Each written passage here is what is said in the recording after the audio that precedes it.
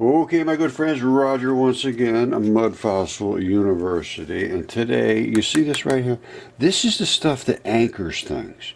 Now, this, I'm not sure what it was above here, but I'm going to show you some dragon scales that are above, and then they're anchored like this, and then the flesh would have come up and locked in here, and then the dragon scales stick up. We're going to take a look at that now.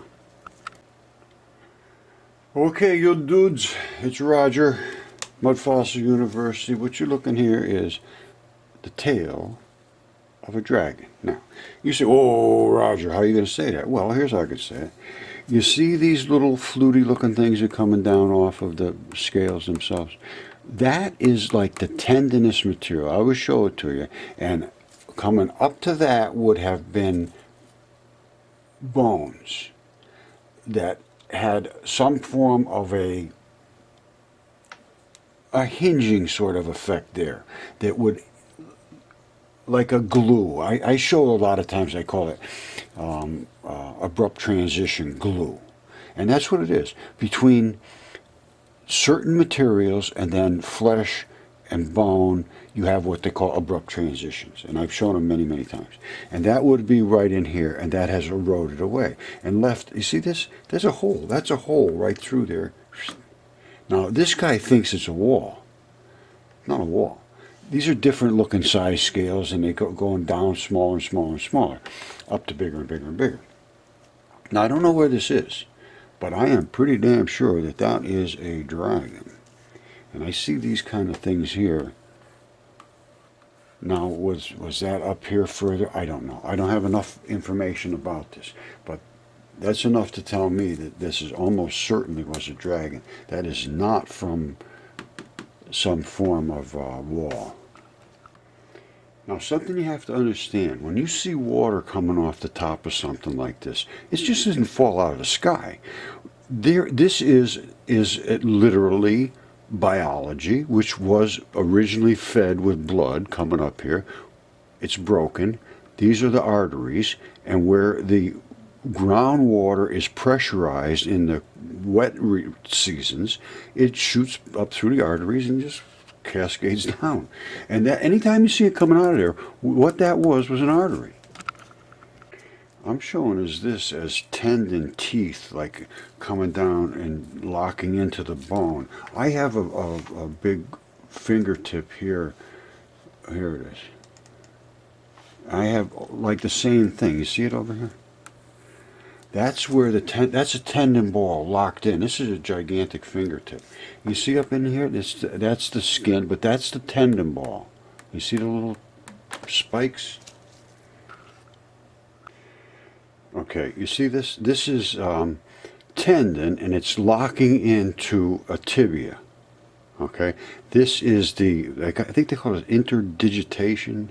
Interdigitation, where this is the same sort of stuff as we're seeing on those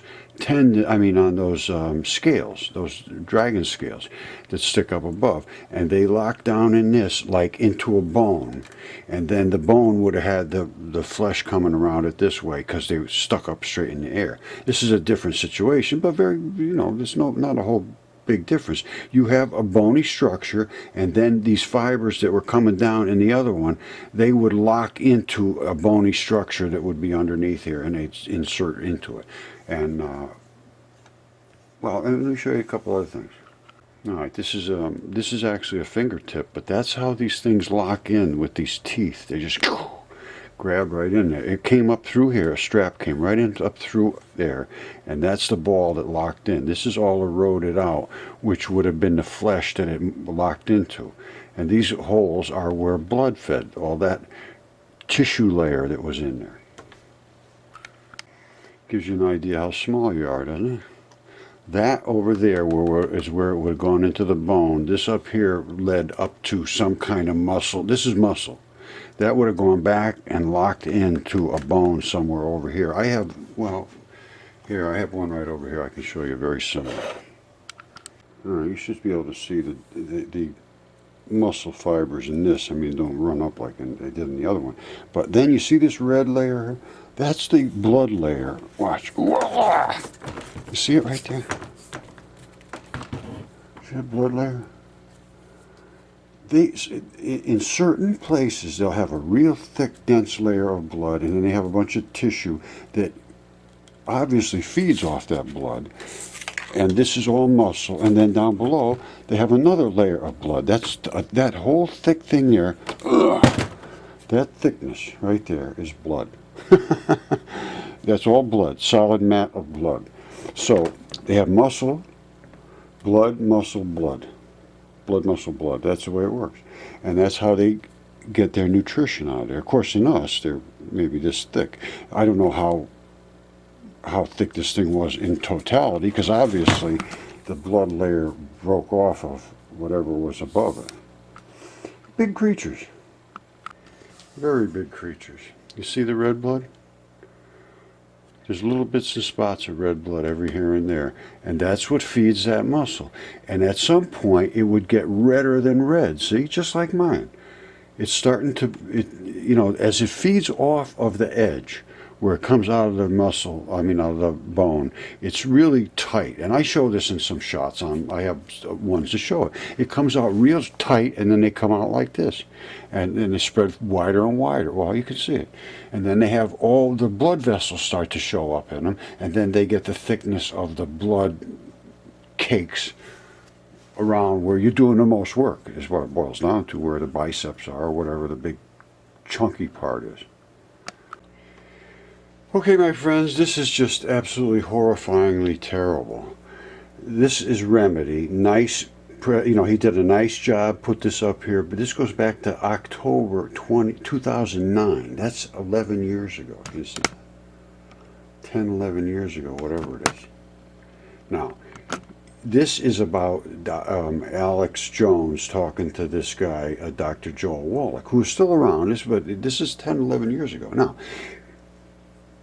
everything there is virtually can be fixed with minerals. And this is minerals, and it's fulvic, humeric, and all kinds of special stuff. You see all these things? Fulvic biomass. Let me see if I can see what this is. Vegetal minerals, this has got a lot of the stuff that they claim is good for you. Now, I don't know if it is or not. I don't know. This is what they say. Well, okay, my friends, prepare to be upset. This is what you should have, some kind of minerals, and this guy is going to explain it. But all you have to do is have good gut health. Your gut will make it all the stuff itself. If you eat good food, you're not eating a lot of pesticides and Roundup and all that. But if you don't, and even still, it's hard to stay away from bad stuff now today, because they got the food supply all screwed up. So if you take Primal Defense or something like that, this is a probiotic.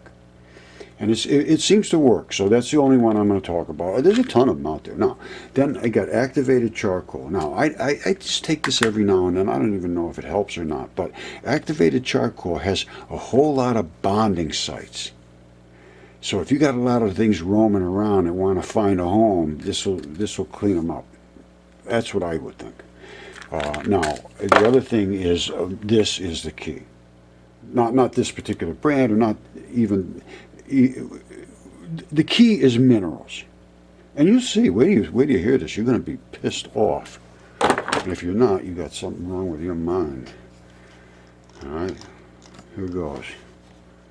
Nominated in 1991 for Nobel Prize for his stunning discoveries in the use of trace minerals to prevent catastrophic diseases in newborns. Trace minerals. It's now well known, that's just common knowledge, that trace mineral deficiencies can cause all sorts of mental retardation, all sorts of disease. But it's Dr. Wallach who pioneered a lot of that.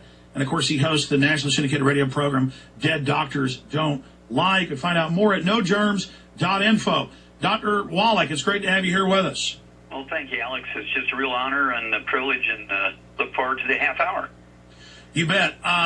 Let's start with basically your philosophy, your discoveries, your worldview, and then put that in context with all the talk of forced inoculations, trying to make medical workers take the shot, and where our whole society is going with this type of medical mafia, this medical tyranny. Well, the acknowledgement that we have the medical tyranny goes back to June of 1776, when Benjamin Rush, who was the first U.S. Surgeon General, stated to the Continental Congress that he wanted a amendment in the Constitution, the rough of the Constitution, that said that people would have access to whatever health sciences they wanted, equally as they did freedom of speech and freedom of religion, because, and I'm quoting him now, that if that doesn't happen, a single class of men would take over health sciences, and that would constitute the Bastille of health sciences, which is un-American, unquote. That was in June of 1776. And his worst nightmares have come to fruit.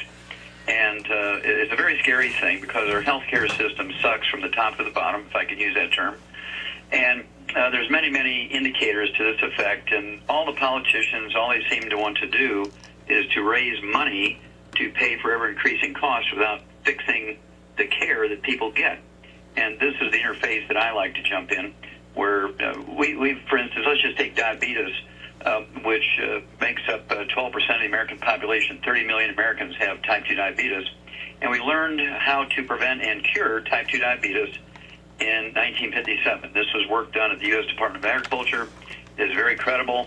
I've been using this system since 1978 and literally have helped tens of thousands of people every year since 1978 eliminate diabetes. It's very easily eliminated with a little nutritional supplementation program. And this was all determined by the U.S. Department of Agriculture, again, in 57. I don't know why, but I'm the only guy in the world that's using this. Over 60 years ago. Originally done in animals. It was shown to be true in human beings in 1977. It was published in the New England Journal of Medicine.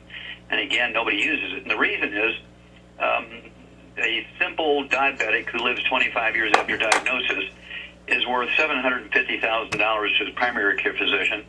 He's worth $3 million in total to all the other specialists, the eye specialists, the neurologists, the surgeons, cardiologists, endocrinologists, urologists, all the people involved with treating a diabetic is over $4 million.